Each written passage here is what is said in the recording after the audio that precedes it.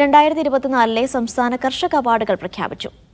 ഈ മാസം 17-ന് തൃശൂരിൽ മുഖ്യമന്ത്രി പിണറായി വിജയൻ അവാർഡ് വിതരണം ചെയ്യും. മികച്ച പ്രവർത്തനം കാഴ്ചവെച്ച തദ്ദേശ സ്ഥാപനത്തിനുള്ള സി അച്യുതമേനോൻ സ്മാരക അവാർഡ് വയനാട് മീനങ്ങാടി ഗ്രാമപഞ്ചായത്ത് സ്വന്തമാക്കി. 10 ലക്ഷം രൂപയും ഫലകവും സർട്ടിഫിക്കറ്റും അടങ്ങുന്നതാണ് പുരസ്കാരം.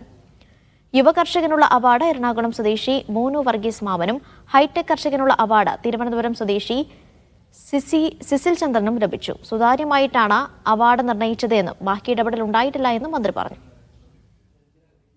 മീനങ്ങാടി ഗ്രാമപഞ്ചായത്താണ്. മീനങ്ങാടി വയനാട് ജില്ല. അവർക്ക് 10 ലക്ഷം രൂപയും ഫലകവും സർട്ടിഫിക്കറ്റുമാണ് ലഭിക്കുന്നത്.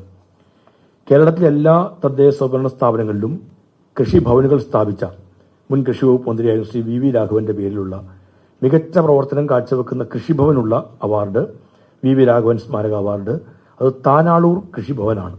മലപ്പുറം ജില്ലയിലെ താനാളൂർ പഞ്ചായത്തിലെ കൃഷിഭവനാണ്. 5 ലക്ഷം രൂപയും ഫലകവും സർട്ടിഫിക്കറ്റുമാണ് അവാർഡായി നൽകുന്നത്. നെൽകൃഷിയുമായി ബന്ധപ്പെട്ട award Padmashri K Viswanathan memorial നെൽക്കതിർ അവാർഡാണ്. തുമ്പിടി കരിപ്പായി പാടശേഖര നെൽലുൽപാദക സമിതിക്കാണ്. അത് പാലക്കാട് ജില്ലയിലെ എലവഞ്ചേരിയിലാണുള്ളത്.